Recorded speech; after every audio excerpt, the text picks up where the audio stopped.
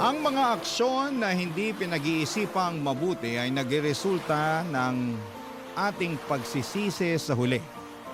Kaya nga huwag tayong maging pabigla-bigla sa mga pagpapasya. At pag-isipan natin ito ng husto. Ikaw, kabarangay, pabigla-bigla ka ba magdesisyon? Dear Papa Dudut, dala ng sitwasyon na hindi natin inaasahan at emosyon na hindi mapigilan kaya tayo nakagagawa ng mga desisyon na pabigla-bigla. Tapos ay nagsisisi tayo sa huli. Pero ika nga tao lang, nagkakamali at nadadapa rin. Ang mahalaga ay marunong tayong tumayo, magpatuloy at magpunas ng mga luha. Yan ang eksaktong karanasan na gusto kong ibahagi sa programa ninyong Barangay Love Stories, kaya napasulat ako. Ako nga pala si Clarence, 30 years old at taga Laguna. Ang ikukwento ko ay nangyari noong 20 years old pa lamang ako.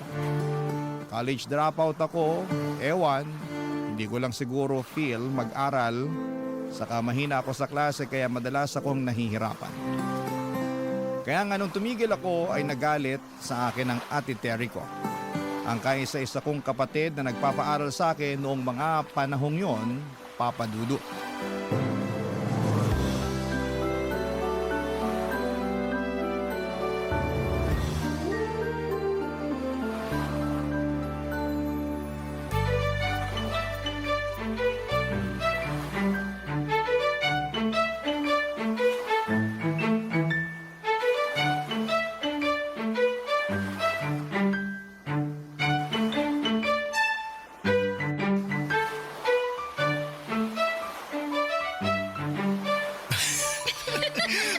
Baby naman nakikiliti ako. Susibil-bil pala ang kiliti mo, ha?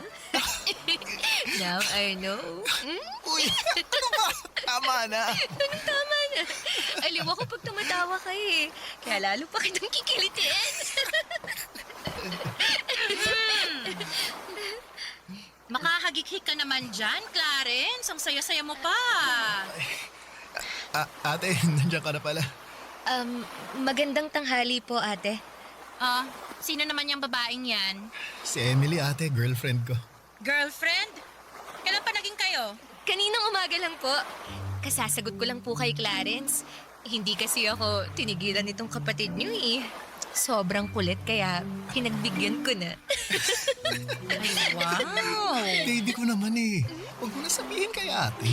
Ay, wow ulit. Sa harap ko pa talaga kayo naglandian, ano? Pasensya na po Hindi lang namin mapigilan eh. Di ba? Wala namang problema yun, pero wala kasing nababanggit si Clarence na may nililigawan pala siya. Kaya nga, gulat na gulat ako na may girlfriend pala siya, tapos dinala niya rito sa bahay ng hindi man lang pinapaalam sa akin. Ate, hindi naman magnanakaw si Emily. Girlfriend ko siya. Hindi ko sinabing magnanakaw siya, pero sana sinabi mo sa akin na may bisita ka pala, no? Baka nakakalimutan mo, bahay ko to. Hindi ko naman nakakalimutan at di ko rin naman inaangkin, kaya huwag kang magtaray ng ganyan. At bakit hindi? May karapatan naman ako. Nako, wag na po kayong mag-away. Hindi kasi maganda sa magkapatid yun. Ineng, wala akong pakialam sa opinion mo. Wala ka namang alam kung bakit ako nagkakaganito. Yang kasing Clarence na yan ang may kasalanan. Ibis na unahin ang pag-aaral, mas inuna pa talaga ang paghahanap ng karelasyon. Ate, hindi naman si Emily ang dahilan kung bakit tumigil ako sa pag-aaral Ayoko lang talaga. Feeling ko di ko kaya yung college. Ang sabihin mo, wala ka lang tiyaga. Dami-daming kaedad mo dyan ang gustong mag-aral. Pero ikaw yung may tsansa kaso binabaliwala mo lang. Sayang naman yung binayad ko sa tuition mo ng mga nagdaang semestre. Di ka naman pala magpapatuloy sa pag-aaral. Ayan ka na naman Anong ginawa ko sa'yo? Nanunumpat ka. Dami mo sinasabi na para bang pinalalabas mo sa harap ni Emily kung gaano ka walang silbi. O bakit? Hindi ba? Siyempre, hindi. Bad trip ka naman ate. Pinapahiya mo ako sa girlfriend ko. Ikaw ang nagpahiya sa sarili mo?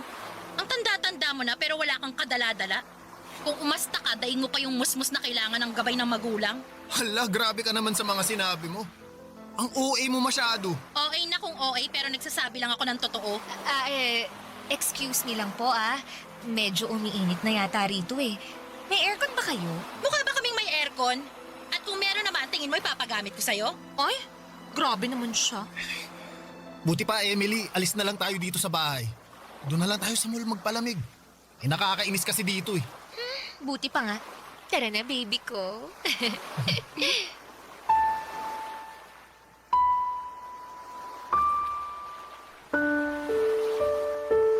Papa Dudut, hindi talaga kami magkasundo ng ate ko. Para kasi siyang galit sa mundo palagi, yun bang pinaglihi sa sama ng loob na madalas kong sabihin sa kanya. Sa edad niya kasi noong 29 ay single pa rin siya. Baka factor na walang lalaki na nagkakagusto sa kanya kaya ganon siya kasungit. Sa katunayan ay ramdam ko na pinagtsatsagaan na lamang namin ang isa't isa. Lalo't nangako siya noon sa mga magulang namin bago sila namatay, naaalagaan niya ako. Fast forward, madalas kong sabihin kay Emily na gusto ko nang umalis sa poder ni Ate Terry. Ayoko na kasi yung pakiramdam na minamanduhan lalo na at hindi naman ako bata. Marunong na akong mag-isip at magdesisyon para sa sarili ko. Kaya nga kinumbinsi ako ni Emily na umalis na sa bahay ni ate. Para patunayan sa kanya na kaya ko nang tumayo sa sarili kong mga paa, Papa Dudut.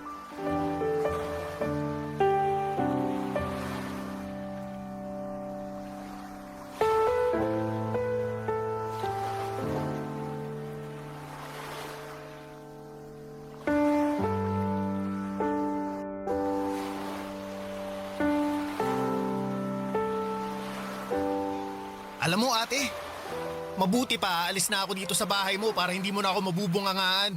Kung hindi ka nabibingi sa sarili mong boses, pues ako binging-bingi na. At saan ka naman pupunta? May matutuluyan ka ba pag alis mo rito? Bakit parang bigla ka yatang nag-aalala sa akin? Nag-iba na ba ang ihip ng hangin? Curious lang ako kasi ang lakas ng loob mo na umalis dito, wala ka namang trabaho. Baka mamaya makita na lang kitang namamalimos dyan sa kalye. Grabe ka talaga sa akin, no? Ayun naman kasi ang totoo. Porke wala pa akong trabaho at asa lang sa'yo, ganyan mo na ako pagsalitaan? Anong klaseng ate ka kung ganun? At ikaw, anong klaseng kapatid ka? Imbis na magsikap ka sa buhay at tulungan yung sarili mo, mas pinili mo pang magrebelde. Hindi pagre-rebelde ang tawag kung gusto ko lang matahimik ang utak ko sa mga sermon at pagbubunganga mo. Akala mo kasi kung sino ka kung makapagsalita, di ka rin naman perpektong tao. Saka baka nakakalimutan mong ate lang kita, ha? Hindi kita magulang kaya wala kang karapatan na kontrolin ang buhay ko. Hindi ko kinokontrol ang buhay mo. Tsaka pinagsasabihan lang kita. Kung hindi mo kayang tanggapin yun, mabuti pa nga na umalis ka na sa pamamahay ko at matuto ng buhay sa labas. Tingnan natin kung hindi ka mahirapan. Gusto mo talaga na mahirapan ako, no? Hindi ko gusto, pero mahirap naman talaga ang buhay ah. Hindi mo alam yun kasi nga ang alam mo lang ay magpasarap dito sa bahay natin, magbulakbol sa pag-aaral at makipaglandian dyan sa girlfriend mo. Inggit ka lang kasi ako may girlfriend. Samantalang ikaw walang nagkakagusto sa'yo. Alam mo, tingin ko, di ka na magkakaasawa kasi napakasungit mo. Para kang pinaglihi sa sama ng loob tapos lagi ka pang nakaangil. Pabibilang ko lang yata sa mga daliri ko nang humiti at naging masaya ka eh. Hayaan mo, pag alis mo rito, mapapadalas ng pagngiti at pagiging masaya ko. Grabe ka talaga. Buti pa si Emily may paki sa akin. Baka naaawa lang sa'yo yung girlfriend mo na yun ah. Anong naaawa? Mahal ako ni Emily. At gusto niya na maging maayos ako kaya nga tinutulungan niya ako para matupad ko na yung matagal ko ng plano na umalis dito sa bahay mo. Ayoko na kasi talaga na makasama ka. Di umalis ka! Aalis talaga ako, hindi mo ako mapipigilan. Wow ha? Sino may sabi sa'yo na balak kitang pigilan? Gusto mo ihatid pa kita sa sakayan eh. Masama talaga ng ugali mo. Ginusto mo yan, pangatawanan mo. Pangangatawanan ko talaga. Simula sa araw na to, hindi mo na ako makikita. Papa Dudut, ang daming sinabi ni Auntie Terry pero lahat ng yun ay pumasok lamang sa kaliwa at lumabas din sa kanang tenga ko. Wala na akong pakialam sa kanya dahil desidido na akong magkaroon ng sariling buhay kaya nga malaki ang pasasalamat ko kay Emily dahil inalalayan at tinulungan niya akong maisakatuparan ang bagay na yon. Masasabi ko na sa aming dalawa si Emily talagang mas malakas ang loob na gawin ang mga bagay-bagay. Bago ako umalis sa poder ni Ate Terry ay tinulungan na niya akong maghanap ng maupahang apartment. At nakahanap naman kami noong pasok sa budget. Kaya masayang masaya ako. Tapos niyaya ko si Emily na lumipat doon para magkasama na kaming dalawa. Hindi na kami mapaghihiwalay ni Ate Terry, Papa Dudut. At wala na ring maninita sa amin. Barangay Love Stories. Barangay Love Stories. Papa Dudut, tuluyan ko na ngang pinutol ang koneksyon ko kay Ate Terry. Hindi ko na siya tinatawagan o tinitext kahit minsan ay nangungumusta siya. Blinako na rin siya sa Facebook at gusto ko na lang magsimula ng buhay na hindi siya kasama kaya nag-focus na lamang ako sa paghahanap ng trabaho. Para meron kaming pambayad sa renta ni Emily. Dahil unemployed pa ako, siya ang nag-aabono ng advance at deposit ng apartment na tinuluyan namin at nangako ako na papalitan na lamang yon. Hindi nagtagal ay nakapasok ako sa isang canteen bilang all-around dishwasher, service crew, at minsan ay cook.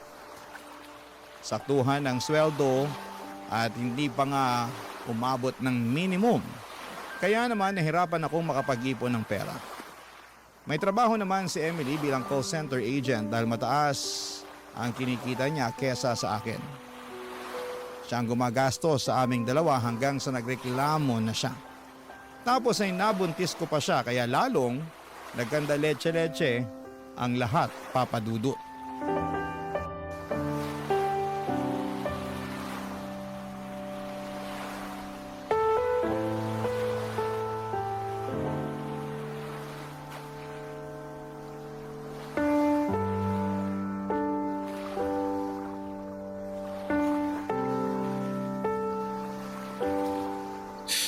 Sensya na ate.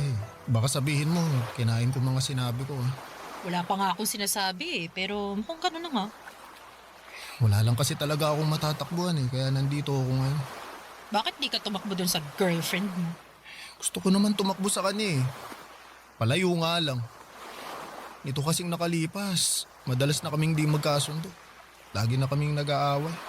Siguro ng babae ka, no? Huy, hindi Loyal kaya ako, grabe ka sa akin. Nagtanong lang naman ako. Yung tanong mo parang hinuhusgahan mo na pagkatao ko Ano ba kasing rason bakit kayo kamo palagi nag-aaway? Sa pera kasi. Liit lang kasi nung naiaambag ko kaya nagreklamo na si Emily. Nauubos daw sa amin yung sweldo niya. Hindi naman daw pwedeng ganun palagi kaso anong magagawa ko kung mababa lang talaga magpasweldo yung napasukan kong trabaho? Bakit hindi ka na lang maghanap ng ibang trabaho? Yung malaking pasweldo. Sinubukan ko naman kaso bihira tumatanggap ng high school graduate Pinag-apply din ako ni Emily sa call center pero unang interview ko pa lang, ligwak na. Di kasi ako magaling mag-English kaya ayun, di rin ako nakapasok. Nag-away pa nga kami kasi gusto niya mag-apply ulit ako pero sabi ko ayoko na, napapahiya lang ako. Medyo ang hirap nga ng sitwasyon mo. Sinabi mo pa. Tapos ngayon, buntis na si Emily. Iba ka rin, no? Nakuha mo pang buntisin yung girlfriend mo? Malamang magkasama kami sa iisang bubong Alam nga namang magtitigan lang kami. Siyempre, may nangyayari sa amin. Alam mo, hindi ako interesado na malaman ng bagay na yan. Pero sana naisip mo na ang hirap ng buhay tapos nakuha niyo pa talagang mag-anak. Yun na nga. Sinisisi nga ako ni Emily kasi binuntis ko raw siya. Kaya tuloy lalo kaming nahihirapan. Ilang buwan na rin kaming di nakakapagbayad ng renta. Paalisin na nga kami pag di pa kami nakapagbayad ngayong buwan Baka sa kalsada na talaga kami pulutin ito. Ate, may ipapahiram ka ba dyan sa akin? Kahit magkano lang. Sige na. Parang awa mo na ate. Wala akong pera rito. Sige na, babayaran ko naman Maawa ka na sa kapatid mo. Wala nga. Pero kung meron man, di rin kita paihiramin Grabe naman to. Hanggang ngayon ba galit ka pa rin sa akin kasi napakasutil kong kapatid sa'yo? Siguro masayang-masaya ka na ngayon na nakikita ako naghihirap no? Mukha ba akong masaya? Kung masaya ako, sana tumatawa ako ngayon pero hindi naman kaya wag mo akong simulan. Ang akin lang, wala akong mapapahiram at kung mapahiram ko man kayo, sigurado na sa susunod na buwan ikakapusin ulit kayo. Aba, mahal magbuntis sa panahon ngayon, Clarence. Magastos, kaya mahihirapan kang bumuelo niyan. Buti sana kung tumitigil ang mga bayarin, buwan-buwan nandyan yan. Ang magagawa ko lang i-offer itong bahay. Ha? Anong ibig mo sabihin ate? Kung gusto nyo na dito kayo tumira, Wala namang gumagamit ng kwarto mo, tsaka wala rin namang tao rito pag nasa trabaho ako. At least, wala na kayong iisiping renta buwan-buwan. Mas makakaipon pa kayo sa panganganak ni Emily. Salamat ate, pero Pero ayos lang ba talaga sa'yo? ayos lang. Tsaka, di naman din kita matitiis kahit ang tigas ng ulo mo eh. Kapatid kita eh.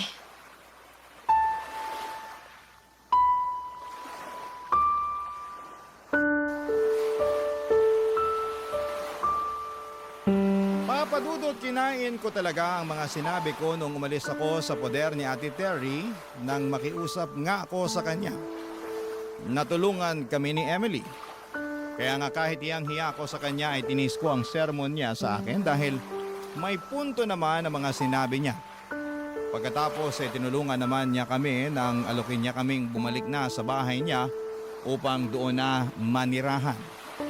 Noong sinabi ko kay Emily ang alok ni Ate Terry ay hindi siya natuwa kesyo akala ko raw ba ay gusto ko nang makaalis sa poder ng ate ko ganito ganyan. Pero dahil nga gipit na kami noon at wala nang maibayad sa nirerentahan namin at ayaw na rin naman niyang maglabas ng pera plus buntis pa nga siya ay wala na ring nagawa si Emily kundi ang pumayag na bumalik sa poder ni ate. Kaya lang, papadudot, simula noon, palagi na kaming nag-aaway.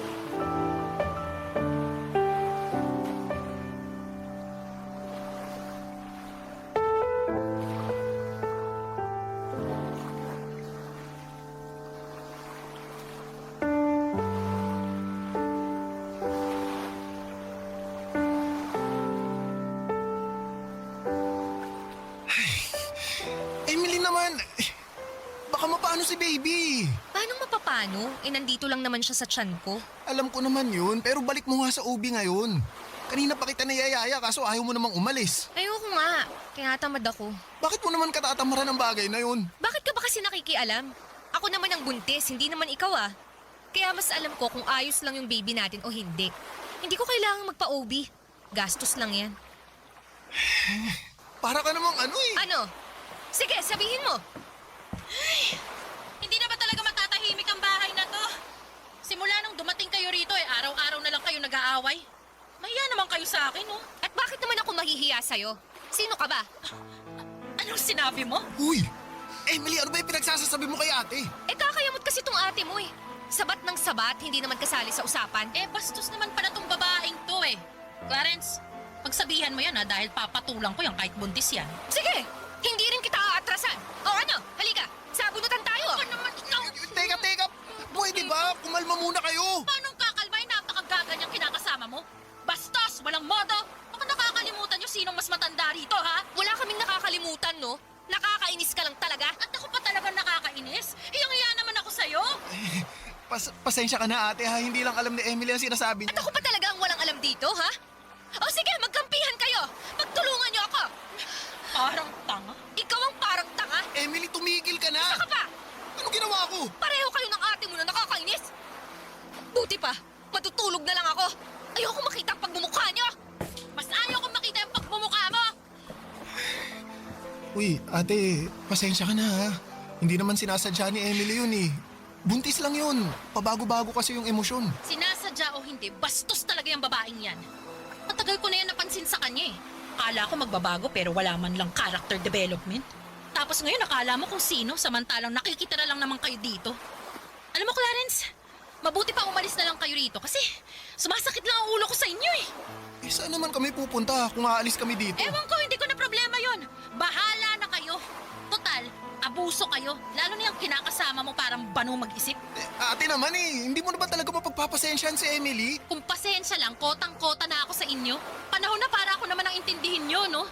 Gusto ko lang ng tahimik at stress-free na bahay na uuwian ko pagkagaling sa trabaho. Pero hindi nangyayari yun dahil sa ingay nyo. Para kayong aso't pusa kung magbangayan. Mahiya naman kayo sa akin at sa mga kapitbahay natin. Papadudot, hiyang-hiya ako kay Ate Terry dahil siya na nga ang nagmabuting loob. Na patirahin kami sa bahay niya ay minasama pa ng kinakasama ko. Hindi ko alam kung dahil lamang ba yon sa buntis siya, Kaya siya moody o sadyang unti-unti ko nang nakikita ang tunay na ugali ni Emily. Kaya nga para wala ng gulo ay nag-decide na lamang kaming umalis sa bahay ni Ate Terry makalipas ang isang buwan na paninirahan doon. Tumuloy kami ni Emily sa bahay ng nanay niya. Bale, nagrenta lamang din sila ng maliit na kwarto kung saan ay kasama nila doon ang 5 pang nakababatang kapatid ni Emily sa ina. Dahil nga sa pagdating namin ay para na kaming sardinas doon na nagsisiksikan sa masikip na lata. Ang hirap kumilos at ang gulo-gulo ng mga kapatid ni Emily. Kaya hindi rin ako makapagpahinga ng maayos. Barangay Love Stories. Barangay Love Stories. Papadudot pakiramdam ko ay wala akong kakampi sa bahay ni na Emily, lalo na kapag nag-aaway kami. Mabait naman ang mama niya pero pakiramdam ko ay may sinasabi itong hindi maganda sa akin kapag nakatalikod ako. Pero sa kabila ng lahat ay pilit ko silang pinakisamahan ng maayos hanggang sa nanganak na nga ang kinakasama ko. Siyempre, tinulungan ulit ako ni Ate Terry para makabayad kami sa ospital. Kaya nga malaki ang pasasalamat ko sa ate kong yon dahil maasahan talaga siya sa oras ng kagipitan. Masasabi ko na naging maayos naman ang unang 2 buwan ng pagiging magulang namin ni Emily. Hindi na kami masyadong nag-aaway noon at ang focus na lamang ay magtrabaho. Kumayod ako ng husto at sa katunayan ay madalas na nga akong mag-overtime at mag-double shift para naman malaki ang pera na maiuwi ko lalo't huminto muna sa pagtatrabaho si Emily para alagaan ang anak namin, Papa Dudut.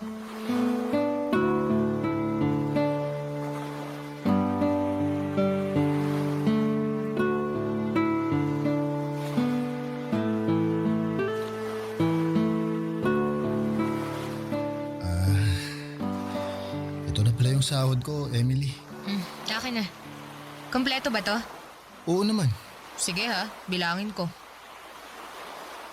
Huh? Ito na yun? Ha? Bingi ka ba o ano? Kako, ito na yung ipinagmamalaki mong sweldo? Oo, yan na yun. Ang kaunti lang naman na ito. Sigurado ka na wala kang kinupit ha? Grabe ka naman. Naniniguro lang. Nag-expect kasi ako na malaki-laking sweldo eh. Kasi halos dun ka na tumira sa pinagtatrabahuhan mo. Pero magkano lang naman yung nadagdag? Ayos ka rin, no? Imbis na magpasalamat ka sa akin, ganyan pa mga salitaan mo. Nakakawalang gana tuloy. Hoy, wala kang karapatang mawala ng gana. Dahil paano didede itong anak mo? Paano ako makakabili ng diaper niya? Sige nga. Baka nakakalimutan mong pamilyado ka na. Tapos hihiritan mo ako ng ganyan. Wala akong nakakalimutan. Pero hindi mo ba ako kayang pasalamatan man lang sa ginagawa ko para sa pamilya natin? Eh bakit kita pasasalamatan? Responsibilidad mo yan. Inanakan mo ako kaya kargo mo kami ng anak natin. Lalo ngayon na hindi ako nakakapagtrabaho. Ay nako, kakainis naman eh. Namimiss ko na yung sweldo ko. Buti pa nung wala tayong anak. May sariling pera ako. Pero ngayon, wala. Eh sa liit ng sinesweldo mo eh, sakto lang sa pangangailangan ng anak natin. Naiintindihan ko naman na naiinis ka. Pero hindi ba pwedeng lawakan mo naman ang pangunawa mo? Nagsisikap naman ako eh. Nagtatrabaho ko ng mabuti para sa inyo. Mahirap lang talagang buhay ngayon. Ang sabihin mo, mahina kang dumiskarte. Eh buti pa yung ibang lalaki dyan, oh. Ang gaganda ng trabaho, ang lalaki ng sweldo. Buti pa yung ibang babae. Yung mga kinakasama nila, sitting pretty na lang sa bahay nila. Samantalang ako, oh, eto, losyang na. Tapos, wala pang pera. Mali naman yata na ikumpara mo ako sa ibang lalaki. Pati na rin niya sarili mo. Mali na kung mali, pero hindi ko lang talaga mapigilang mainggit eh. Tsaka, pati ba naman yun, sisitahin mo pa? Eh bakit hindi mo nalang pagtuunan ng pansin yung sarili mong diskarte? Para naman umasenso ka, ha? Sabi ko naman sa'yo, nagsisikap ako, di ba? Eh hindi ko naman nakikita eh. Puro ka lang salita. Hindi mo lang talaga napapansin kasi inuuna mo pang mainggit sa iba. Oh, kita mo na? Pati talaga yon, sinisita mo pa. Paanong hindi kita sisitahin? Eh nakakapikon ka na. At ako pa talagang nakakapikon? Ha? Palibhasa. Wala kang alam sa nararamdaman ko. Wala ka rin pakialam. Anong klaseng kinakasama ka? Anong walang alam at pakialam? Meron kaya? Hindi ako naniniwala sa'yo. Eh di huwag kang maniwala. Problema ko ba yon? Alam mo, pagod na na ako. At gusto ko lang magpahinga kaya pakiusap. Manahimik ka na dyan. Wala kang karapatang magpahinga. Ano sinabi mo? Narinig mo ang sinabi ko. Huwag kang umastang bingi dyan. Ah! Lintik na buhay naman to, oh! Pati itong kinakasama ko, lintik din! Ah! Papa Dudut, sobrang aburido ako kay Emily kaya hindi ko na nakontrol ang bibig ko na magsalita ng mga masasakit. Bagay na lalo lamang gumatong sa nagbabaga at mainit-init na naming away.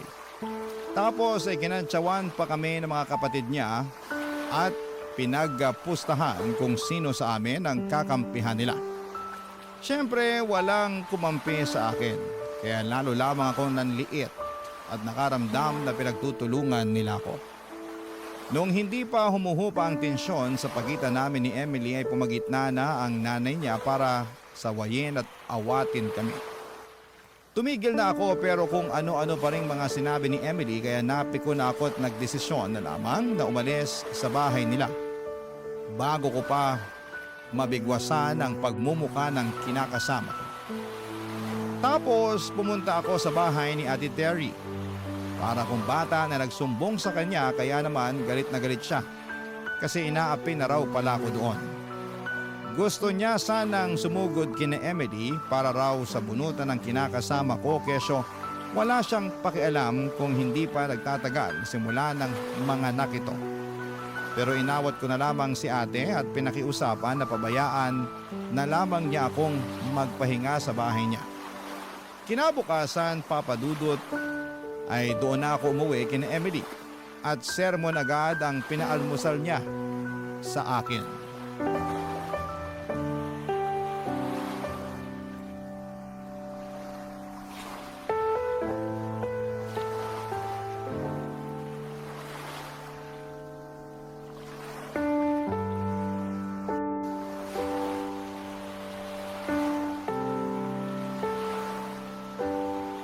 Emily, ano ba? Ano ba?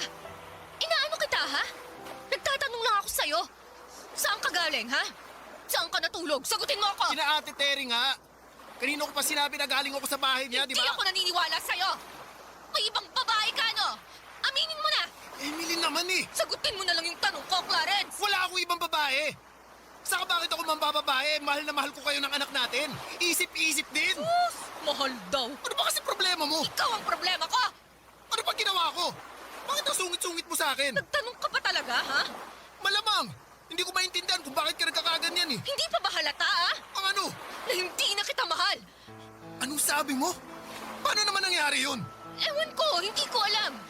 Basta, nagising na lang ako isang araw na nagsisisi na ako na nagpabuntis ako sa'yo. Na ayaw na kitang makasama, ganun. Imposible naman yun. Posible yun. Maniwala ka. Siguro ikaw talaga yung may iba, no? Aminin mo na! Ha? Wala ah. Bakit naman ako maghahanap ng panibagong sakit ng ulo? Sige nga. Ewan ko sa'yo. Hindi ako malanding babae, no? Pero kung sakali man na magkagusto ulit ako sa iba, eh iiwasan ko na yung mga kagaya mo. Aaminin ko na naging utu-utu ako noon. Kasi masyado akong nadala sa matatamis mong salita at naawa ako sa mga drama mo. Pero alam mo, narealize ko na mas gusto ko pala ng lalaking mature mag-isip at kaya akong buhayin. Hindi kagaya mo. Ayun! Lumabas din ang totoo sa bibig mo mismo. Pero wala nga sabi akong lalaki. Tsaka bakit ako ang inaakusahan mo? Eh ikaw nga yung kung kani-kaninong bahay nakitulog kagabi. Tigas din ng bunbunan mo, no? Gusto mo tawagan pa natin si Ate Terry para itanong mo sa kanya mismo na andun ako sa bahay niya natulog kagabi? Ayoko nga. Bakit ko gagawin yun eh? Malay ko bang nagsabuatan kayong magkapatid? Siyempre pagtatakpan ka niya. Ah! Para ka talagang taki! Ikaw ang parang tanga! Hindi mo ba talaga ako bibigyan ng katahimikan kahit konti lang? Manahimik ka muna kasi nakakapikon ka na eh! Ano naman kung nakakapikon ako? Ha? Oh, bakit? Anong gagawin mo sa akin? Sasaktan mo ako? Sira, hindi ako nananakit ng babae. Hindi raw. Pero sa tono mo parang papunta na dun eh. Grabe ka na sa akin, Clarence! Sobra-sobra nagpasakit ang ginagawa mo sa akin! Ano, wala akong ginagawa sa'yo. Napaka-OA mo, ha? Ako pa talaga ang OA! Oo, sino pa ba? Saka bakit ka nag-iiyak dyan? mamaya isipin ng pamilya mo, sinaktan kita o ano, mapasama na naman ako. Masama na naman talaga ang tingin nila sa'yo. At kasalanan mo kung bakit ganon. Buti pa, alis na muna ulit ako. Malapit na akong masiraan ang ulo sa pamamahay na to eh. Pag umalis ka, hiwalay na tayo. Bahala ka sa buhay mo. Papadudot nakipaghiwalay nga sa akin si Emily at kahit masakit sa loob ko ay hinayaan ko na siya. Ang bigat din naman niya sa kalooban na kasama kasi. Tipong hindi na niya ako nirespeto at hindi niya rin na-appreciate ang mga efforts na ibinibigay ko para sa kanya. Bukod doon ay pinagbintangan niya pa akong may ibang babae samantalang siya nga yung nanlalalaki. 2 araw pagkatapos kong umalis sa bahay nila. Maging si Ate Terry ay hindi rin makapaniwala sa kinahandungan ng aming relasyon. Pero isa lang ang nasabi niya. Confirm daw na malandi ang dati kong kinakasama. Wala na naman akong pakialam kay Emily. Ang habol ko lang ay ang anak ko na nakikita ko ng isang beses sa loob ng isang linggo. Nag-focus na lamang ako sa pagtatrabaho at pagpapaunlad sa aking sarili para masustentuhan ko ang aking anak at mabigyan siya ng maayos na kinabukasan. Hanggang dito na lamang po ang sulat ko, Papa Dudut. Maraming salamat po sakaling mapili niyong i-ere sa programa ninyong Barangay Love Stories. More power po sa inyong programa at sa inyong istasyon. Ang inyong forever, kapuso at kabarangay, Clarence. Kwentuhan naman tayo dito sa comment section. Ang mga kwento ng pag-ibig, kwento ng buhay at kwento ng pag-asa dito sa Barangay Love Stories.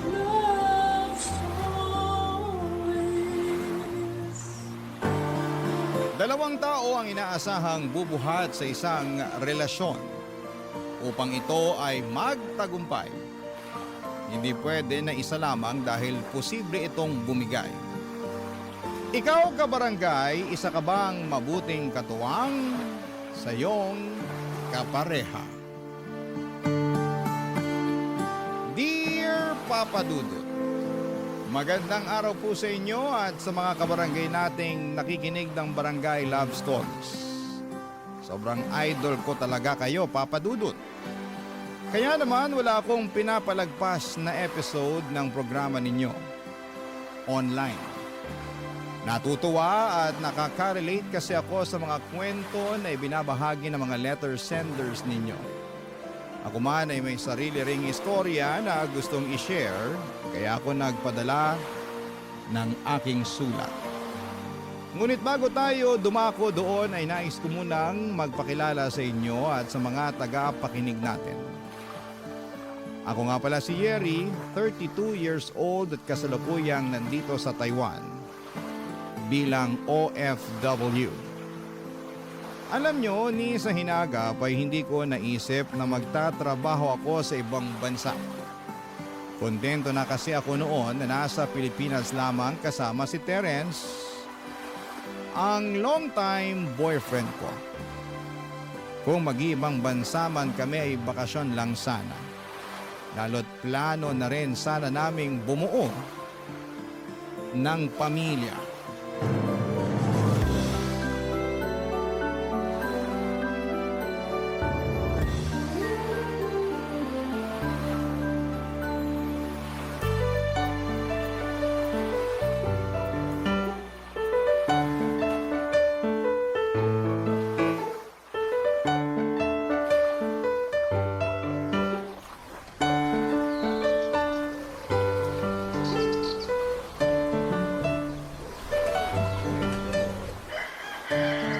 Uy, kinasal na pala si Tintin.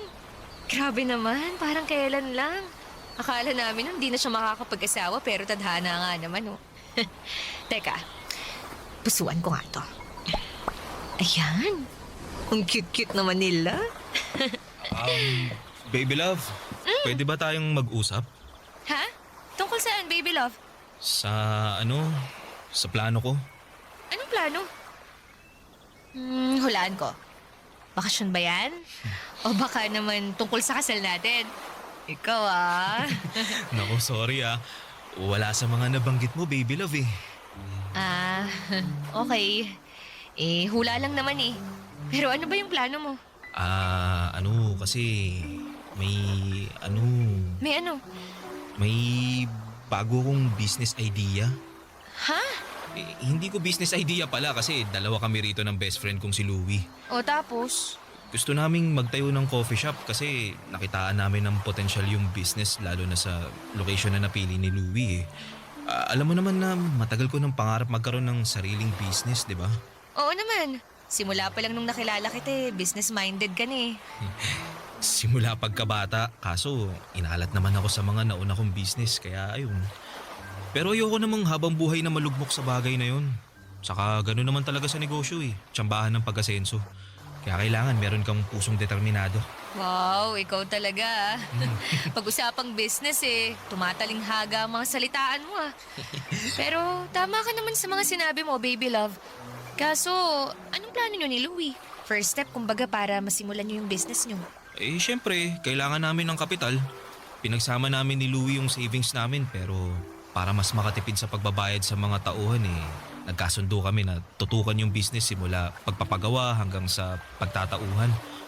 Kaya nga nag-decide akong mag-resign sa trabaho para ako na yung tatao muna kasi hindi pwedeng umalis si Louie dahil di hamak na mas malaki ang kita niya sa pinapasukan niya kaysa sa akin. Nako, sigurado ka na ba talaga dyan? Oo naman. Pinag-isipan ko na to ng maraming beses. Nakakakaba pero nakaka-excite. Kasi hindi ko talaga nakikita ang sarili ko na magiging empleyado habang buhay. Gusto ko, ako yung amo at para mangyari yun, kailangan ko magtayo ng sarili kong negosyo. Partnership nga lang kami ni Louie rito pero at least kami pa rin ang boss. Naiintindihan ko ang gusto mong mangyari. Pero dapat, sigurado kayo na kikita yung business nyo, ha? I mean, sayang kasi pag hindi nyo mabawi ang kapital nyo. Lalo ka na. Malaki ang mawawala sa'yo kasi walang papasok na income sa'yo pag nagsimula na kayo. Tapos plano mo pang mag-resign. Alam ko naman yun. Tsaka nakahanda ako sa anumang pwede mangyari. Okay. Pero paano yung bayarin natin dito sa inuupahan natin? Paano yung iba pa nating expenses kung lahat ng pera mo palabas at walang pumapasok? Yun na nga. Makikiusap sana ako na ikaw munang sumagot ng mga bayarin natin. Terence naman! Kahit 6 na buwan lang. Target namin na matapos yung pagpapagawa ng coffee shop in 3 months. Tapos mag-o-opening na kami. Sigurado naman makakabawi na kami in just 2 months, no? Para naman yatang suntok sa buwan yung sinabi mo Yun naman ang hirap sa'yo Wala kang bilib sa akin. Hindi naman sa ganun. Basta, pangako, magiging successful tong business na naisip namin ni Louie. Suporta mo lang at tiwala ang kailangan ko, baby love. Papadudot naging kami ni Terence noong pareho pa lamang kaming nasa college. At noon pa man ay business-minded na talaga siya. In fact, pangatlong negosyo na niya ang pinaplano niyang itayo ng best friend niyang si Louie noong mga panahong yon. Hindi kasi nagtagumpay ang dalawang business na sinimulan niya right after college graduation. At kapag nangyayari yon ay bumabalik siya sa pagiging empleyado at mag-iipon muli ng kapital. Pero hindi na kami bumabata ng mga panahong yon. At kahit na gusto ko siyang suportahan sa pangarap niya, di maalis sa akin ang pagdududa na baka katulad ng dalawang naunang negosyo niya ay mabigo ulit siya. Sa huli, si Terence pa rin ang nasunod at wala akong nagawa. Humiram siya ng pera sa bangko pang kapital dahil kinulang ang savings nila ni Louie at nag-resign siya sa trabaho niya upang matutukan ang negosyo nila. Hindi nagtagal ay nag-soft opening sila at masasabi ko na naging matagumpay naman yon. Naging maayos ang kitaan nila ng sumunod na 2 buwan. Pero pagpasok ng pangatlo hanggang pang-4 ay bigla na lamang may nangyari. Papadudot.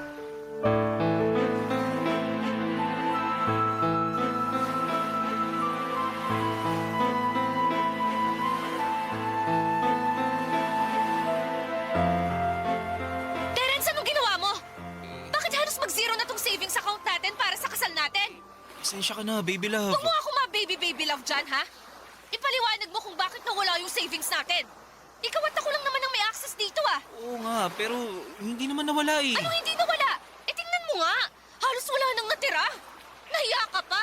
Nag-iwan ka pa ng 10 piso. Sana sinagat mo na. Hindi nga nawala kasi, Kasi ano? hiniram ko muna.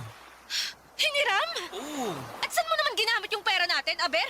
sa dun sa coffee shop namin ni Louie. Ano? Terence naman! Bakit kinailangan mong gamitin dun yung pera na pangkasal natin, ha? Sige nga! Medyo kasi, may mga kailangang i-repair sa shop. Kaso wala na kaming pera na pampa-repair dahil may hinana yung kita ng business namin eh. Sabi ni Louie wala na siya mailalabas kaya pinagawan niya ako ng paraan para makahanap ng pera. Tapos naisip mong kunin yung savings natin nang hindi nagpapaalam sa akin. Oo, pero Pero ano? Ha? Terence naman! nagawa ko lang naman yun kasi pag nagpaalam ako siguradong hindi ka papayag. Hindi alam mo! Kita mo na. Kaya hindi na ako nagsabi sa'yo kasi alam ko, di mo naman maintindihan yung rason ko kahit na ipaliwanag ko pa. Sayang lang laway ko sa'yo. Ano bang pinagsasasabi mo? Saan naman ang galing yan? Sa akin lang. Pansin ko kasi wala ka na talagang bilib sa akin eh. Nasa tuwing may naiisip ako negosyo, akala mo laging papalpak. Bakit nagkamali ba ako? Kakasabi mo lang na mahina ang kita ng shop nyo, di ba? Oo. Pero gano'n naman talaga sa negosyo, di ba? May mga panahon na mahina pero meron din namang panahon na malakas. Pero mali pa rin na nagdesisyon kang mag-isa na gamitin ang savings natin dahil dyan sa negosyo mo. Hindi naman sa'yo lang yung pera na yun eh. Sa akin din yun. Tsaka pagkasal natin yun, Terence. Ang tagal natin inipon yun, tapos ngayon wala na. Ano magsalita na parang hindi na maibabalik yung pera natin? Kasi nga hiniram ko lang yun. Ibabalik ko rin yun pag nakabawi na yung shop namin. Paano pag hindi? Ha? Paano kung tuloy-tuloy na mahina na yung benta nyo? Paano mo babayaran yung perang kinuha mo sa account natin? Sige nga! O yan, kita mo na? Anong kita mo ng pinagsasasabi mo dyan? Ang negative mo! At halatang halata na wala ka rin bilib sa akin. Buti pa yung asawa ni Louie, sinusuportahan siya sa ginagawa niya. Pero ikaw, Parang hindi naman yata tamang ikumpara mo ako sa asawa ni Louie. Kung tutuusin may kaya sila. At hanggang ngayon, may trabaho si Louie. Hindi kagaya mo na nakatali na dyan sa negosyo nyo at hinahayaan akong bumuhat sa relasyon natin. Ano? Sabihin mo hindi! Lalatagan kita ng mga resibo, pati na rin ng mga pangako mong napako! Papadudot, sobrang sama ng loob ko dahil sa ginawa ni Terence sa savings namin for our wedding.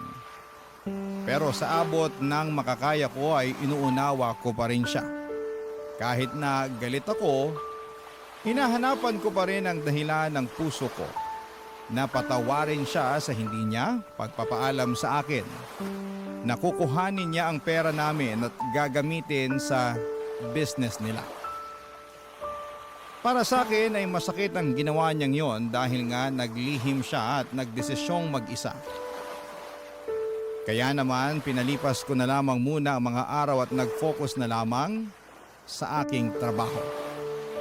Papadudot, ginugol ko ang aking atensyon sa pagtatrabaho nang sa ganon ay hindi ko maalala na masama ang loob ko sa aking kinakasama.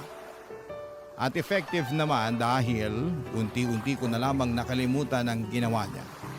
Sa huli, wala pa rin naman akong ibang gusto kundi ang magtagumpay. Ang negosyo nila Terence. Katulad po ng matagal na niyang pangarap, Papadudot. Barangay Love Stories. Barangay Love Stories. Papadudot, matagal bago na ibalik ni Terence ang savings namin na ginamit niya para sa business nila. Utay-utay kasi ang pagbabayad niya kasabay ng iba nilang binabayarang utang para sa kapital nila. Kaya ang ending noong nakumpleto yon ay hindi na rin yon nadagdagan pa. Tapos makalipas lamang ang 1 taon ay tuluyan ng nagsarado ang coffee shop nila. Sinubukan pa nga nila yung ipasalo pero wala na talagang pag-asa.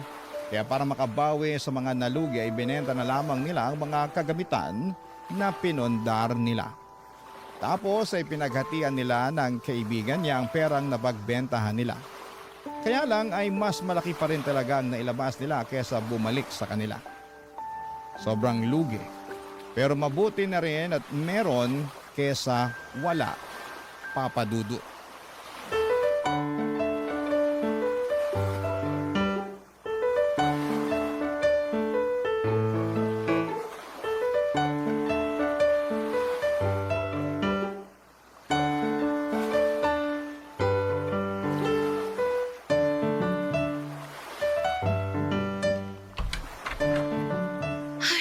Grabe naman traffic sa Pilipinas to.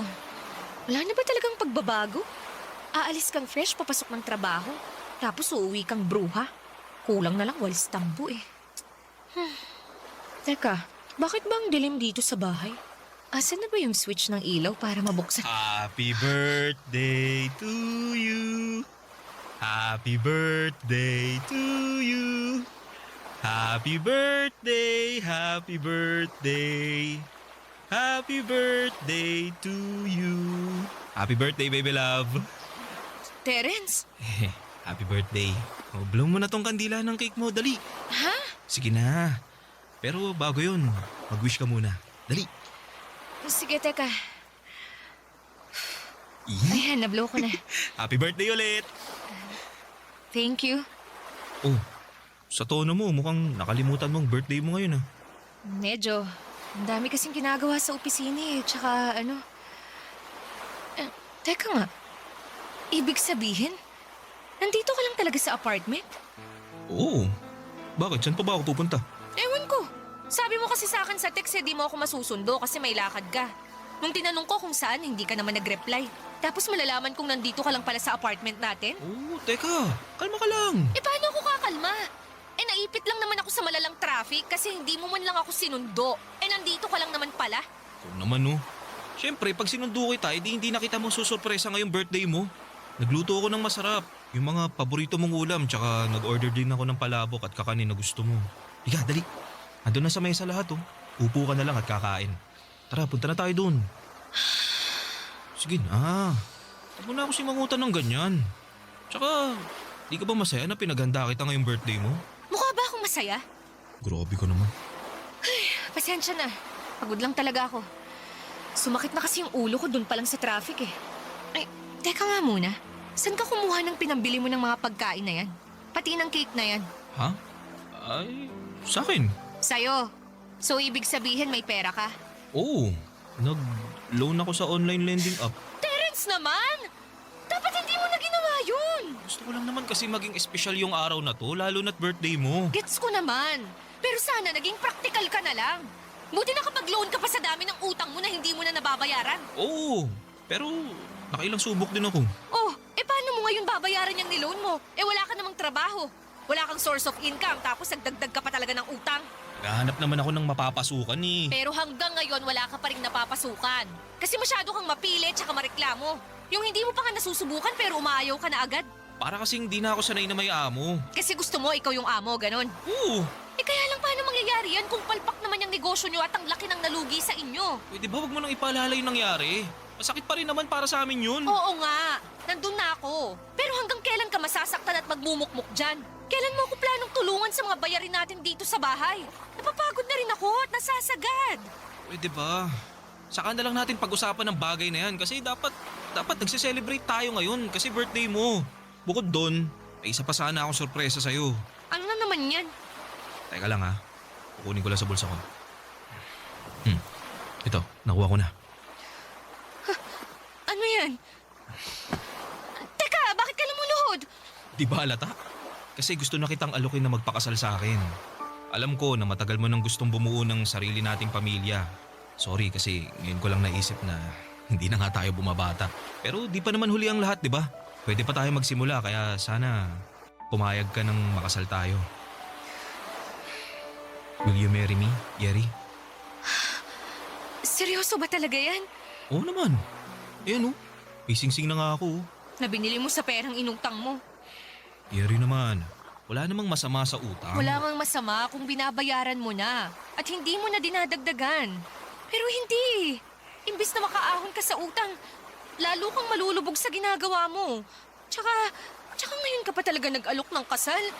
Kung kailan parang, Oh, anong ibig mo sabihin? I'm sorry, pero tinatanggihan ko tong alok mong kasal. Sorry talaga. Yeri, hindi mo na ba ako mahal? Mahal kita. Pero gusto kong ayusin mo muna yung sarili mo. Maghanap ka ng trabaho. Bayaran mo yung mga utang mo. At tulungan mo ako sa mga bayarin natin sa bahay. Pag nagawa mo yun, baka magbago ang isip ko at pumayag na akong magpakasal sa'yo. Papa Dudut, hindi naman siguro ako masamang girlfriend kung tumanggi ako sa kasal na alok ni Terence sa akin. Mahal ko naman siya at pangarap ko na may kasal sa kanya. Pero sa nakikita ko ay hindi pa talaga handa si Terence na mag-level up sa aming relasyon. Kumbaga gusto lamang niya kaming maikasal para mapasahan niya ako ng responsibilidad sa mga bayarin niya. Since mag-asawa na nga kami noon. At ayoko noon dahil hindi nga ako pala utang tapos bigla ako magkakaroon ng mga utang. Kaya nga kahit sumama ang loob ni Terence ay hindi ko siya pinansin. Sinabihan ko na lamang siya na kung gusto niyang matuloy ang kasal namin, ay dapat siyang magsikap at patunayan niya yon sa akin. At magagawa lang niya ang mga bagay na yon kapag naghanap siya ng trabaho. At tigilan na niya ang pag-iisip ng kung ano-ano na mga klase ng negosyo. Pero imbis na gawin ang bagay na yon, ay mas naging bulakbol pa si Terence. And I had enough. Papa Dudut.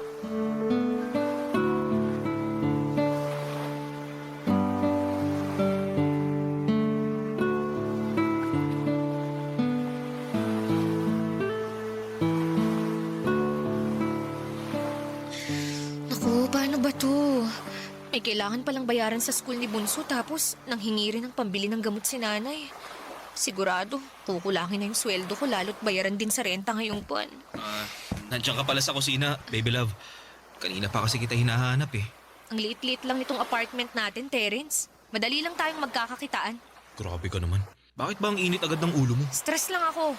Bakit mo ba ako hinahanap? May kailangan ka ba sa akin? Oo, meron. Ano? Sabihin mo na, may ginagawa ko rito. Ano kasi, nagyaya yung tropa namin ni na Louie na mag-staycation. Kami-kami lang, mga boys. Sa Tagaytay, kaso sabi ko, di ako makakasama dahil wala akong pera pang gastos. Pero mapilit talaga sila eh. Sabi ni Louie, mangutang na lang daw ako sa'yo, kaso Ano? babayaran ko naman, baby love. Paano mo babayaran? Wala kang trabaho.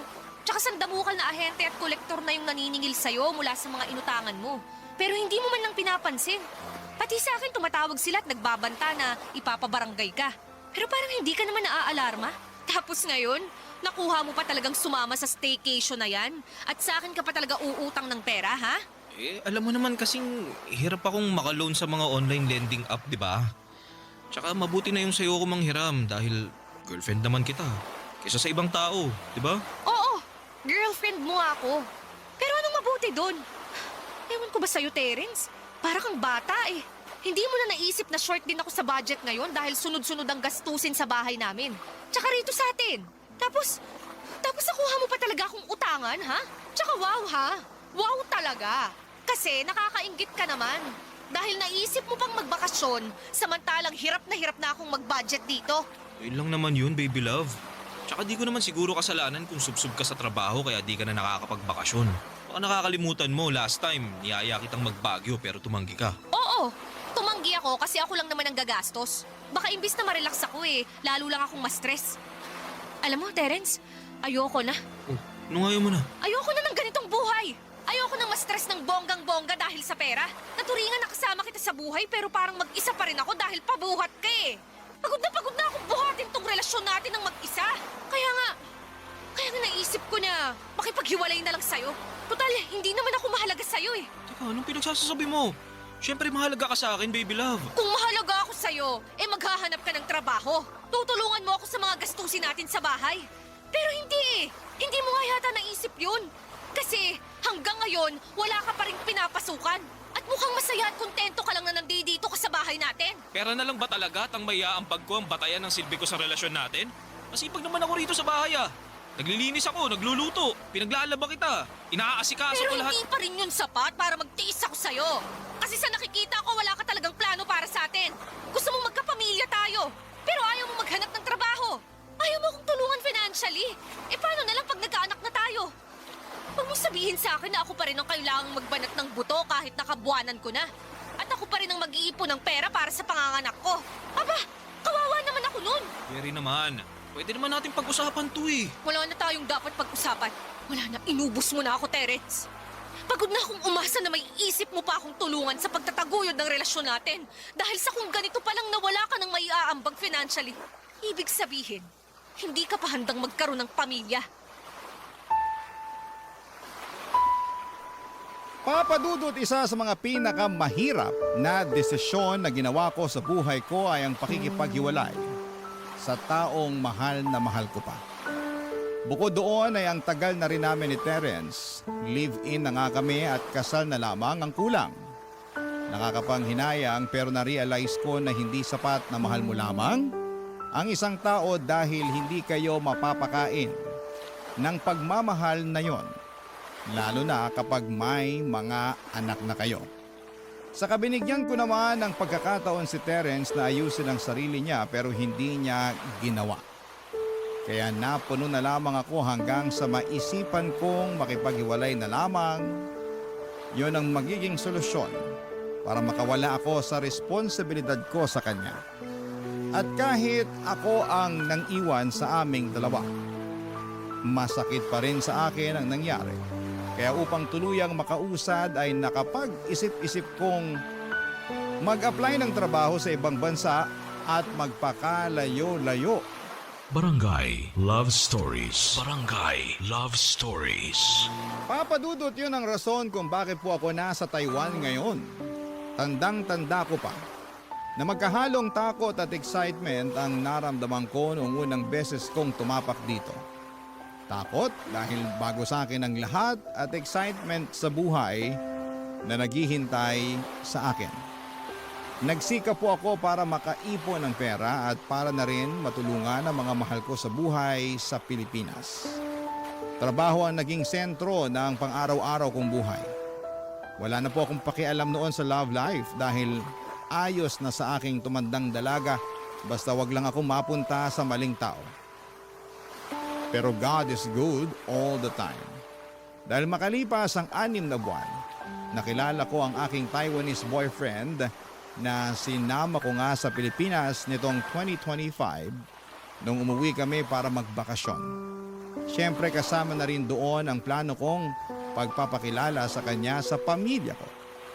Kaso hindi ko inaasahan ang pag-eksena ni Terence nung nalaman niyang nakauwi na ako. Gulat na gulat ako noong sumugod siya sa bahay ng nanay ko at nanggulo kesyo gusto raw niya akong makausap. Kaya pinagbigyan ko na rin siya.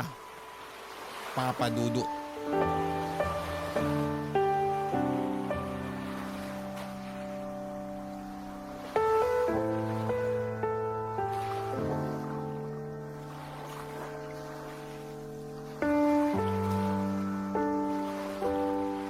Terence, ano bang ginagawa mo rito? Pasensya ka na, Yeri, kung biglaan na lang akong pumunta rito sa inyo ah. Nung nabalitaan ko kasi na nakauwi ka na, na-excite akong makita ka eh. Nakita mo na ako. Ano pang kailangan mo? Yeri, huwag ka naman ganyan sa akin. Ano mo kung ganito? Yun bang parang ang lamig-lamig ng pakikitungo mo? Hindi mo ba ako na-miss? Halos 2 taon din yata tayong hindi nagkita, di ba? Pasensya ka na, pero hindi kita na-miss eh. Ganun na lang ba talaga kadali sa'yo nakalimutan yung pinagsamahan natin? Ano bang pinagsamahan yun? Alam mo kung anong tinutukoy ko, Yeri. Sorry pero wala naman akong rason para alalahanin pa yung pinagsamahan natin. Lalo na't ang naaalala ko lang yung rason kung bakit tayo naghiwalay. Teka nga, huwag mong sabihin na hindi ka pa rin nakaka-move on. Hindi pa nga. Terence naman, almost 2 years na rin ang lumipas. Sasabi mo na lang din yan kasi may nakilala ka ng bagong mamahalin. Samantalang ako, eto wala. Wala pa at hindi ako naghanap ng iba kasi nga mahal pa rin kita. Hindi naman yata kasalanan ng boyfriend ko ngayon na dumating siya sa buhay ko. At huwag mo rin sa akin isisi na wala ka pa rin nakikilalang ibang babae. Di ka ba nakikinig? Mahal pa nga kita at kahit kailan hindi ako makaka-move on sa relasyon natin. Kaya nga, nung nalaman kong uuwi ka rito sa Pilipinas para magbakasyon, Di na ako mapakali.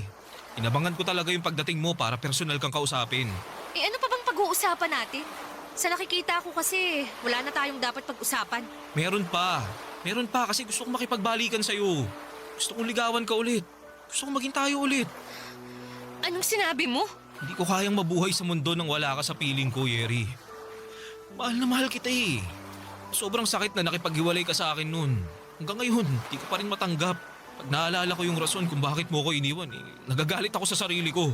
Kaya nga para maging karapat-dapat ulit ako sa'yo, sinubukan kong ayusin ang sarili ko. Pero dahil sa kalungkutan at matinding selos nung nalaman kong may iba ka na, lalo lang ako nalugmok. At anong gusto mong mangyari? Samahan kita sa pagkalugmok mo? Ayos ka rin eh, no? Idadamay mo pa ako. Tsaka para sa kaalaman mo, ginawa ko na yan noon. Sinamahan na kita sa pagkalugmok mo, hindi lang isang beses, kundi maraming beses pa nga. Binuhat pa nga kita, di ba? Inalalayan, sinuportahan, at nagtiis ako sa relasyon natin. Kahit na ako yung babae. Pero anong ginawa mo? Ha? Wala. Naging kampante ka na nandyan lang ako sa tabi mo. Kasi mahal kita. Kaya nga iniwan na kita nun eh. Kahit masakit din sa akin. Kasi alam ko, wala akong magiging kinabukasan sa'yo.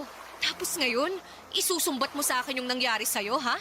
Mas lalo mo nang pinatunayan na wala talaga akong mapapala sa'yo sakaling ikaw ang nakatuluyan ko. Dahil hindi ka pa nagbabago. Alam mo, Terence, mabuti pa umalis ka na. Huwag ka nang bumalik. Dahil sinisira mo lang yung bakasyon namin.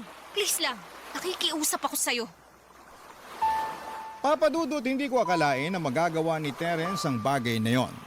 Akala ko kasi makalipas ang 2 taon ay nakausad na rin siya.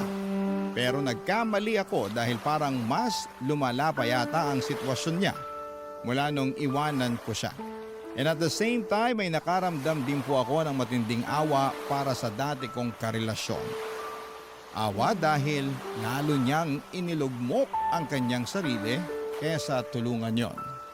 Kaya nga hindi na rin namin tinuloy ang pagpapabarangay sa kanya noong araw na sumugod siya sa bahay para manggulo. Pero makaraan lamang ang ilang araw.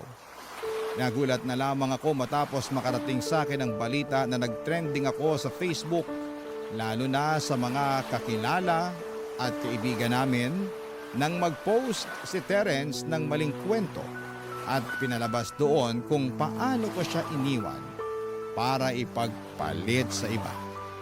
Grabe, Papa Dudut. Sirang-sira ang imahe at mental health ko noon. Bukod doon ay panay din siya ng tawag at text sa akin. Gusto raw niya akong makausap, ganito, ganyan. Kaya pumayag na ako't pinapunta ko siya sa bahay para magharap na kami sa huling pagkakataon.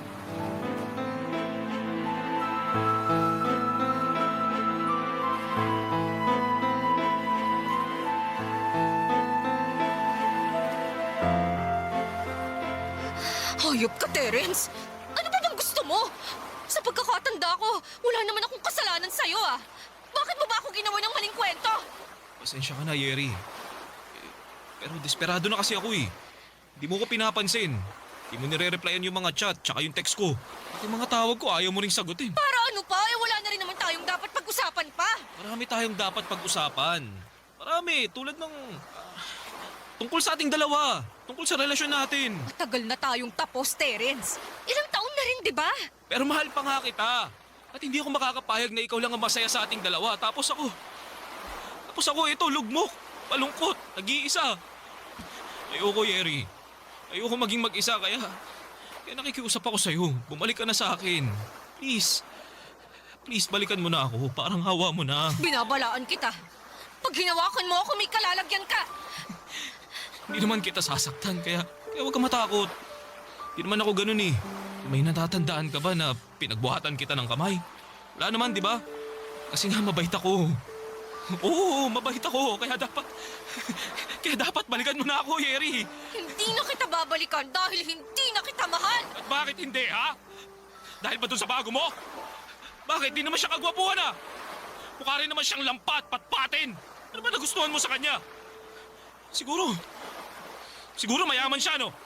O baka naman mas magaling sa kama kaysa sa akin. Kapal naman ang mukha mo na bastusin ang boyfriend ko! Kung na lang ulit kasi ang mahalin mo, Yeri. Nangangako naman ako sa'yo na Magbabago na ako eh. Sana noon mo pa naisip yan, Terence. Hindi yung kung kailan huli na ang lahat. Ang kapal naman na mukha mo sabihin sa akin ang bagay na yan. Eh kasalanan mo naman kung bakit ako lugmok ngayon. Nakakabilib din talagang kakapalan ng pagbumukha mo. Umiiyak-iyak pa naman ako noon at kwine-question ko ang sarili ko nung iniwan kita. Yun pala, yun ang pinakamagandang desisyon na ginawa ko sa buhay ko. Umalis ka na, Terence. Hindi ako aalis hanggat hindi ka pumapayag na makipagbalikan sa akin. Hindi na ako makikipagbalikan sa'yo. Kaya huwag ka nang umasa. Masaya na ako sa buhay ko. Kaya sana naman maging masaya ka na rin sa buhay mo. Unahin mong ayusin ang sarili mo dahil may potensyal ka naman eh. Ayoko mabuhay na wala ka, Yeri. Hindi ko kaya. Hindi ko kaya. Kaya sana bumalik ka na sa akin, Yeri. Huwag mo sabi akong lalapitan eh! Habang kita sasaktan eh. Aalagaan kita. Mamahalin kita, Yeri. Lalo mo lang sinisira ang buhay mo sa ginagawa mong yan, Terence! Please, makipagbalikan ka na sa akin. Tayo na lang ulit. Iwan mo na yung bago mo. Ako na lang ulit ang mahalin mo, Yeri. Pakiusap. Please, Yeri, mahal na mahal kita. Mahal na mahal kita. Mahal na mahal kita, Yeri! Papa Dudut, bago pa ako tuluyang mahawakan at malapitan ni Terence ay umeksena na ang boyfriend ko at mga magulang ko para ipagtanggol ako. Nagkagulo pa nga ng bahagya matapos suntukin ng tatay ko si Terence. Inawat na lamang siya ni nanay bago niya mapuruhan ang dati kong kinakasama. Takot na takot ako dahil para na itong nasisiraan ng ulo. Kaya agad kaming nagpatawag ng pulis. Mabilis nilang dinampos si Terence at dinala sa presinto. Doon ay muli kaming nagkaharap at sinampahan ko siya ng kaso. Naging sobrang hassle ang sana'y masayang bakasyon namin sa Pilipinas ng boyfriend ko. And to make the story short ay naglabas ng restraining order ang hukuman para hindi na makalapit sa amin si Terence. Kaya kahit papaano ay napanatag na ako. Ngayon ay nandito na naman ako sa Taiwan pero aminado po ako na may mga gabi pa rin na bumabalik ang trauma ko dahil sa mga nangyari. Kasama na po doon ang pagsisisi na sana ay hindi na lamang ako pumayag na makipag-usap muli sa dati kong kinakasama. Pero buti na lang, nandito ang boyfriend at ang pamilya ko para maging sandigan ko at maging matibay ang aking support system. Sa ngayon, Papa Dudut, mas nakafocus na lamang po ako sa aking trabaho at sariling buhay.